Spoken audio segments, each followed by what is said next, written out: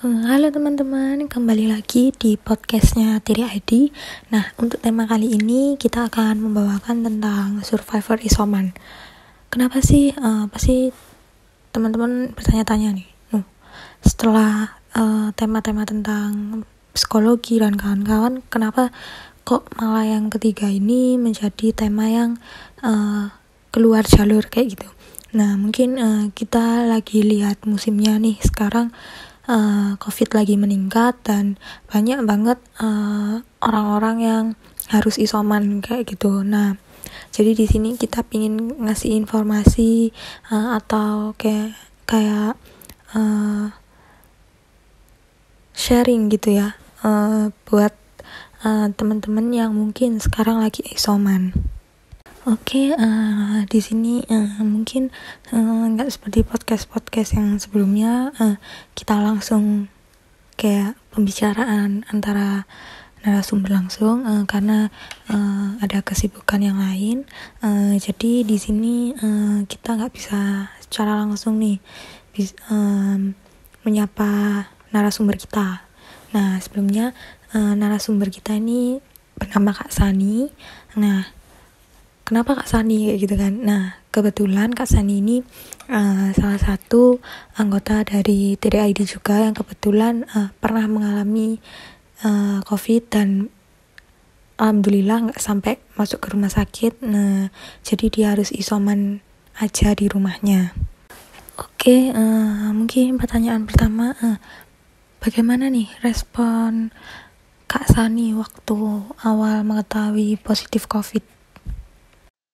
Untuk respon awal waktu mengetahui positif COVID itu lebih ke bingung sih.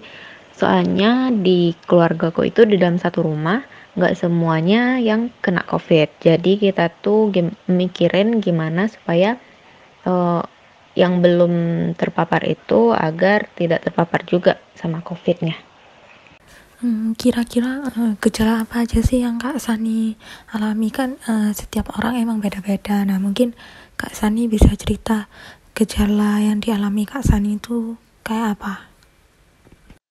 Untuk gejala yang dialami, sekitar 2 hari pertama itu badannya capek-capek sih. Lebih ke capeknya, cuman aku sendiri secara pribadi masih bisa beraktif secara normal kayak gitu. Untuk demam tinggi aku nggak ada, terus sama batuk-batuk dan juga anosmia. Ini nih yang biasanya paling orang kayak takut kayak gitu saat mendengar dia positif COVID. Kira-kira respon orang terdekat waktu mendengar Kak Sani positif itu gimana? Kan ada yang kayak langsung siap siaga kayak gitu, ada yang bingung atau gimana nih? Respon orang terdekat waktu mendengar kabar kalau aku terpapar COVID itu lebih ke memberikan semangat dan dukungan, baik itu secara mental dan juga secara materi. Mungkin selanjutnya ini pertanyaan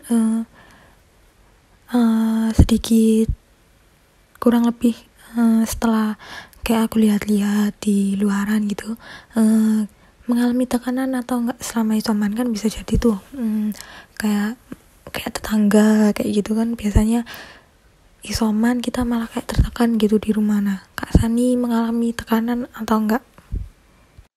Tekanan yang dialami selama isoman tuh lebih ke gimana supaya cepat pulih. Jadi gimana supaya cepat sembuh dan agar orang-orang sekitar juga nggak terpapar juga.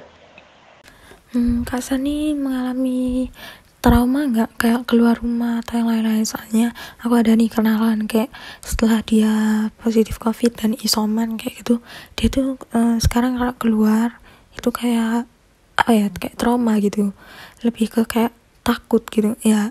Maksudnya nggak langsung setelah itu langsung keluar ke tempat yang ramai, enggak, kayak contohnya kayak ke Alfamart, Indomaret atau sekitarnya kayak gitu, terus bertemu orang kayak gitu, ada trauma nggak kayak gitu?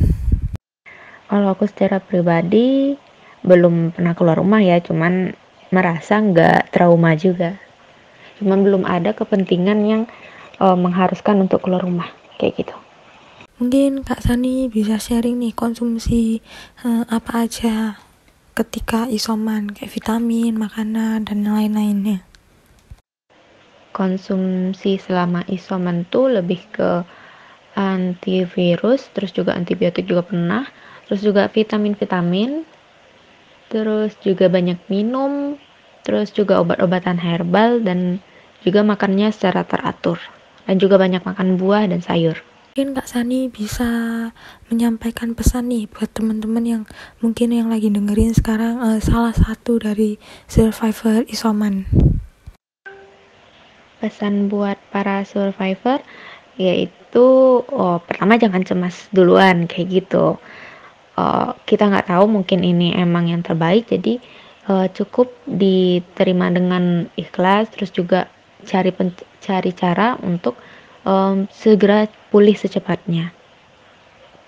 Mungkin ini terakhir ya, sebelum kita akhiri podcast kali ini.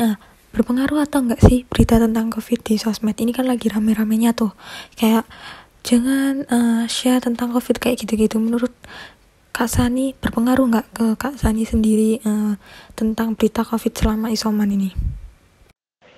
Kalau aku secara pribadi lebih ke tipe orang yang mencari informasi itu agar paham. Jadi aku sendiri mencari informasi agar paham tentang situasi COVID itu seperti apa, kayak gitu. Misalnya kayak gejala yang dialami apa saja, terus juga kira-kira apa pengobatan atau alternatif yang bisa mempercepat pemulihan, dan info-info lainnya yang dirasa tidak memberatkan kayak gitu.